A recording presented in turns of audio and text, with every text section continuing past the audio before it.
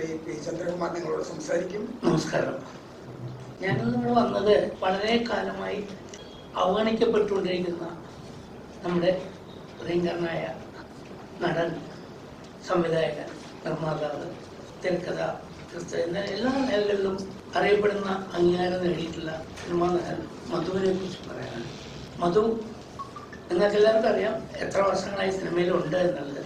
പക്ഷേ അറിയിക്കുന്ന അംഗീകാരങ്ങളൊന്നും അദ്ദേഹത്തിന് കിട്ടാറില്ല. അഥവാ കിട്ടിയിട്ടുണ്ടെങ്കിൽ തന്നെ വളരെ വൈകിയൊക്കെ എത്താറുള്ളൂ. ഇപ്പോഴും പത്മശ്രീ വരെ എത്തിയിട്ടുള്ളൂ. ആ പത്മശ്രീ തന്നെ എത്താൻ ഒരുപാട് കാലം വൈകി. ഒരുപാട് പേർക്ക് എല്ലാവർക്കും കിട്ടിക്കഴിഞ്ഞ് പിന്നെ എപ്പോഴും ആണ് മധുവിനും കൂടി കൊടുക്കണമെന്ന് തോന്നിയെന്ന് തോന്നുന്നു. ഒരിക്കലും പരാതികളും പരിഭവങ്ങളും ഇല്ലാതെ അത് സന്തോഷത്തോടെ ഏറ്റുവാങ്ങാൻ മാത്രമേ മധു ചെയ്തിട്ടുള്ളൂ.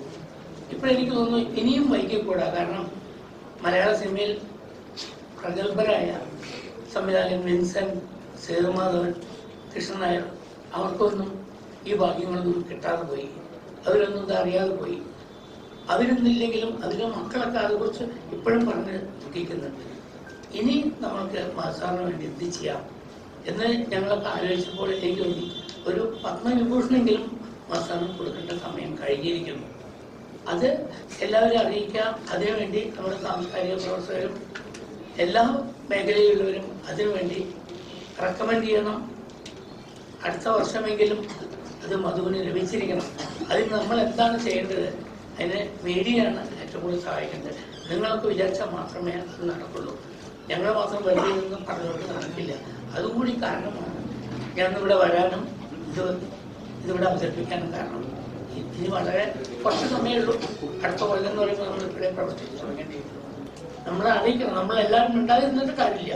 ഇത്രയും കാലം ഉണ്ടായിരുന്നു. അത് വരാൻ വിചാരിച്ചിട്ടാണ് പറയുന്നത്. കാരണം ആരും പറയുന്നില്ല.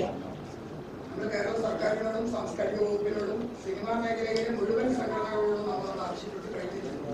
ജ്ഞാനപീഠ പുരസ്കാരത്തിന്റെ തെളിവ് പോയത് വൈക്കം മുഹമ്മദ് ബഷീറിന് കിട്ടിയില്ല എന്നുള്ളതുകൊണ്ടാണ്. ചില അവാർഡുകൾ കിട്ടിയില്ല എന്നുള്ളതാണ് വാർത്ത. അത് സാറിന് പത്മവിഭൂഷൺ എന്നുള്ളത് ഇനി നമുക്ക് കൊടുക്കാൻ കഴിയൂ. അത് കിട്ടിയേ മതിയാകും. സർക്കാരുകൾ മാത്രമല്ല, വ്യക്തികൾക്കും സംഘടനകൾക്കും ഇപ്പോൾ പത്മ പുരസ്കാരത്തിന് നോമിനേഷൻ കൊടുക്കാനുള്ള വെബ്സൈറ്റും സൗകര്യങ്ങളും ഒക്കെ ഉണ്ട്. നമ്മളത് നിരന്തരമായിട്ടൊക്കെ ചെയ്തിരുന്നു. പക്ഷെ നമുക്ക് എല്ലാവർക്കും അറിയാവുന്നതുപോലെ പുരസ്കാരങ്ങൾ അങ്ങനെ അത്ര സുതാര്യമാണെന്ന് നമുക്ക് വിശ്വസിക്കാൻ കഴിയുന്നില്ല. നമ്മുടെ അനുഭവങ്ങൾ, പ്രത്യേകിച്ചും മധു സാറിനെ പോലൊരാൾ. ഇന്ന് ഹിന്ദി സിനിമയിലെ തന്നെ പല പ്രമുഖരും അദ്ദേഹത്തിന്റെ ജൂനിയർ ആർട്ടിസ്റ്റുകളായിട്ട് അഭിനയിച്ചിട്ടുണ്ട്. നാഷണൽ സ്കൂൾ ഓഫ് ഡ്രാമയിലെ ആദ്യത്തെ മലയാളി വിദ്യാർത്ഥിയാണ് ശ്രീമതി. അവിടെ നിന്ന് തുടങ്ങി അദ്ദേഹം സിനിമയിൽ നിന്ന് സ്വരൂപിച്ചതൊക്കെ സിനിമയിൽ തന്നെയാണ്.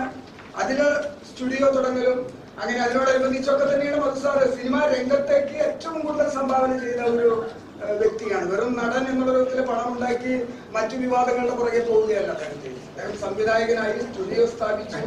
ധാരാളം പേരെ അദ്ദേഹം സിനിമയിലേക്ക് പ്രൊമോട്ട് ചെയ്തു. അപ്പൊ സിനിമയിൽ ആത്യന്തികമായിട്ട് മലയാള സിനിമയിൽ നട്ടല്ലേ.